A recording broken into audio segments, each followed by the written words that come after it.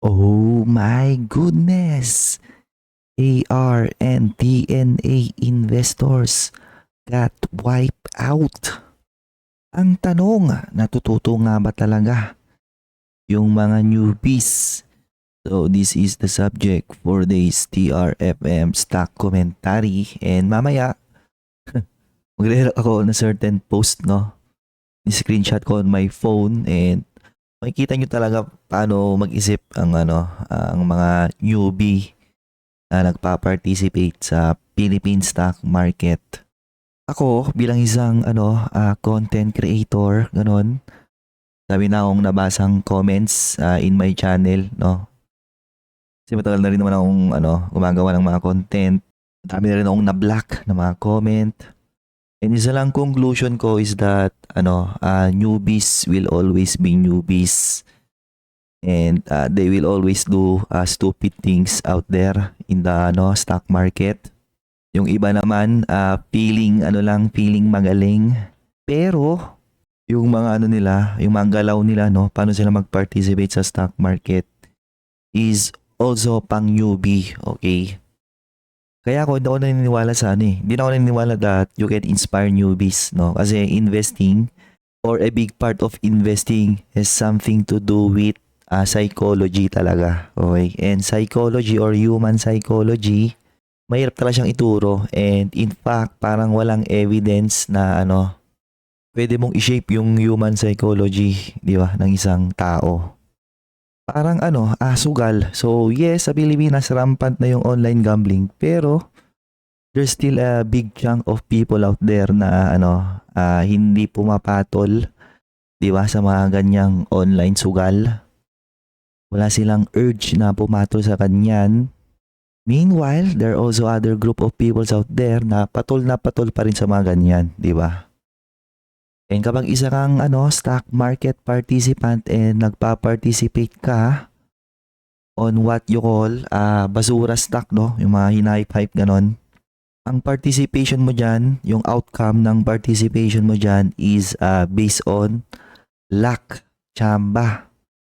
Similar to sugal, no? So kahit kasi sabihin mong speculation, di ba, may mga pinipitik-pitik pa rin dito eh. So pag pinitek, assuming nakachambang bumili yung isa and nakachamba ulit na naibenta niya nung pinitek, di ba? So nakachamba siya ng panalo. On the other side of that trade, nandun yung mga hindi nakachambang mga nagpa-participate, naiipit, and eventually syempre natalo. So sa investing okay lang maipit, pero kung naipit ka sa isang business na wala namang economic value na tinatawag, kabahan ka na, okay? Mas malupit dyan kapag naipit ka sa isang stock na madedelist. So one of them is Abra Mining. I believe na delist na to last year ata, no? Or nung 2023 pa ata.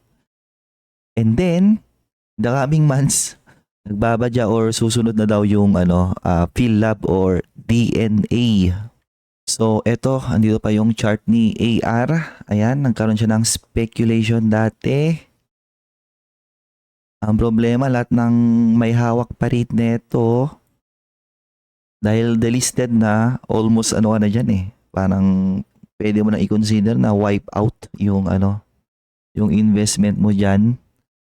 Kasi pag delisted na yung isang company, no? Papa-convert mo na sa stock certificate yung shares mo, hahanap ka na ng potential buyer mo. Pero maghanap ka na privately, di ba? Kung may mahanap ka. Ang tanong, AR, meron ba tong dati? Dito pa ba siya? Mukhang wala na siya. Ay, dito pa. Meron ba tong economic value? So, mining and oil daw yung kanyang sector, subsector mining, pero parang when it comes to mining, parang di mo siya nakikitang nag-iingay eh, di ba? Ayan no. So, speaking of economic value, ayan no. Yung mga ganyan na hindi nag-generate ng revenue, at least dyan man lang dapat alam nyo kung ano yung mga iniiwasan nyo na ng mga stock. Pero kasi yung iba hindi eh. Kasi ako, technical analysis eh. Drawing lang naman eh. Kahit mag-technical analysis ka dyan, no? Do you think gaga ng technical analysis mo on these kinds of stock? Kasi eto, if I'm not mistaken, On one of its article, no, parang nagkaroon daw siya ng ano, or based on PSE investigation, nagkaroon daw siya ng fraudulent trading activity. So, ibig sabihin, market manipulation. So, do you think gumagana ng technical analysis on ano, na certain stock na may market manipulation? Malamang hindi, no? And then, soon to be delisted is, ano, Philab Corporation. And sector, small, medium, emerging board. Ano to? Anong klaseng sector yan? Diba? So, makikita nyo rito, wala silang, ano eh, education sector, supply of life sciences equipment, number of industries. Ano, ang gulo, di ba? While yes, nag-generate sila ng revenue, pero di siya nako-convert into ano, profitability and wala na rin siyang disclosure. So, tinanggal na sa ano, database. So, talagang i-delist na to, no? Or you're baka delisted na. Na kapag ano ka, investor ka ng ano, PhilLab, parang consider mo na rin as wipe out yung ano, investment mo, no? So here's DNA. So minsan binipitik siya. Pero dahil speculative stock siya, no? Pag mga ganyang speculative, ibabagsak din yan, okay? So madaming klase ng ano, newbie sa stock market na anong klase ng ano, participation yung ginagawa, no? Na ito para saan yung pinakadelikado, yung nagpa-participate ka on ano, speculative stock. Only because hinahype siya dyan sa internet or there are group of people out there na lagi siyang minimension. Ganon, lagi daw may kuro-kuro. Meron din yung mga newbie participation on overvalued stock. Pero kasi pag overvalued yung stock, no? Kahit nabili mo siya ng overvalued price, kung continuous naman yung growth ng business, eventually yung intrinsic value ng company, makakahabol siya sa price point kung saan mo siya nabili, di ba?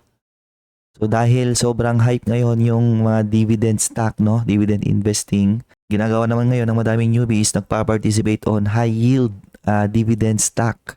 Na yun, at least medyo okay pa yon kasi at the end of the day, makatanggap ka pa rin ng dividends mo. And hindi naman lahat ng high yield talagang ano, talagang bad stock, no? May mga high yield talaga na sa sobrang mura nila, no? Nag-trade yung kanilang current price at a higher dividend yield. Pero the fact na namimigay sila ng dividend, especially kung consistent naman yung binibigay nila na dividend, is that alam mo talaga na ano, may na-generate yung mga yun na revenues, may nare-register sila na profit, and most definitely, meron silang na-generate na cash flow. Okay? Ngayon, eto malupit dyan, no? Yung aftermath ng mga speculation. Paano nag-iisip yung ibang newbie pagdating sa aftermath ng isang speculation? And meron akong na-screenshot in my cellphone and nagre-react ako, babasahin ko na lang, no? And medyo i-rephrase ko siya. Kasi baka biglang manood yung o yung screenshot ko, baka kalahin niya siya yun, no? Hindi ikaw to, okay? So, based on this post, naghanap siya ng parang kadamay, no? So, sabi niya, ano daw yung possible action sa stock na yan. And ito yung malupit dyan, no?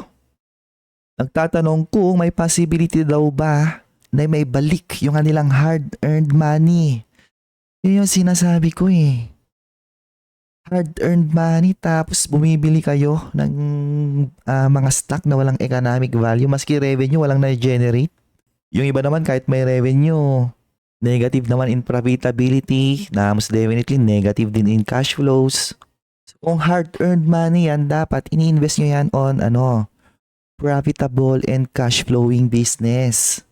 And then on the comment section, meron dito nagsabi na nakakalungkot daw kasi sa stock market daw natin is ang dami na daw gantong mga cases na madedelist at bigla na lang daw mawawala.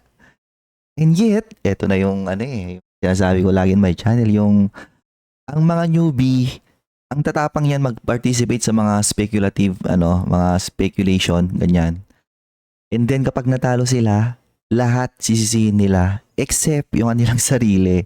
Ito yung patunay doon, di ba? Sabi niya, ang PSE daw or SEC, di raw nila ginagawa yung kanilang trabaho.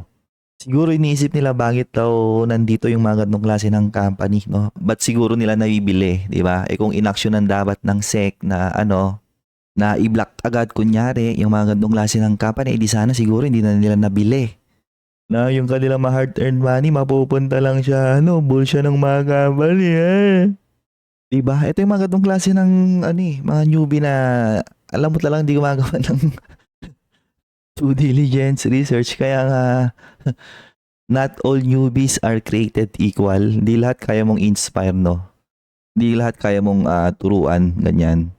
So, unang-una guys, yung mga ganitong klase ba ng instances na may nade-delist or I should say, nagkakaroon ng issue sa company, sa nilang reporting, sa nilang mga disclosure, then eventually pe-penalize, then eventually ide-delist. Do you think sa Pilipinas lang nangyayari to? Punta kayo sa US, di ba? Sa US, ang dami dun, parang buwan-buwan kung anong klase ng company yung nag-list dun eh. Buwan-buwan din, madami dun na de-delist. Okay? Kasi nga, ang mga business, kunyari, pupunta sila sa or mag-list sila in public. So, sa una, syempre, pre-present nila yung kanilang, business. And then, i-disclose lagi nila ano yung nangyayari sa nilang business, ganyan. Para mag-comply sa, sa PSE and SEC. So hanggat nagko-comply sila wala silang na-violate na rule, nandyan lang sila, no? It doesn't matter kung kung profitable ba sila or hindi, as long as nakapag-submit sila. However, kapag ang isang company kasi talaga, bigla na lang siyang nagbago, ganyan. Iba na yung takbo niya, nasira na yung business niya to the point na hindi na siya profitable, bla bla bla. Darating ka talaga sa point na mahirapan ka lang mag-explain ano yung nangyayari sa business mo. Okay? Nahirapan ka lang mag-submit ng mga required na disclosure. And habang nangyayari yun, na nahirapan yung business, ikaw, di ba, na stock market participant, dapat nakikita mo na yun eh. Bago mo pa siya bilhin, dapat nakikita mo na yun eh. Ayan no, dapat nakikita mo na to eh, noon pa lang eh. Pati yung AR kanina, wala lang generate na revenue. Yun yung tinatawag na due diligence, okay? Kasi at the end of the day, hindi naman yung si PSE tsaka si SEC yung pipindot ng buy or sell button. Ikaw, okay? So ba't mo pa pinindot kasi, ha? Malamang pinindot mo kasi kita mo, binobomba eh, no? E habang binobomba siya, may mga nagpo-post sa internet ng kanilang mga gains. Ganyan. And then, ginagatungan pa ng mga guro. O, tingnan nyo, ganito lang eh. Technical analysis eh. Na-drawingan ko yan eh. And then, sumakay ka naman.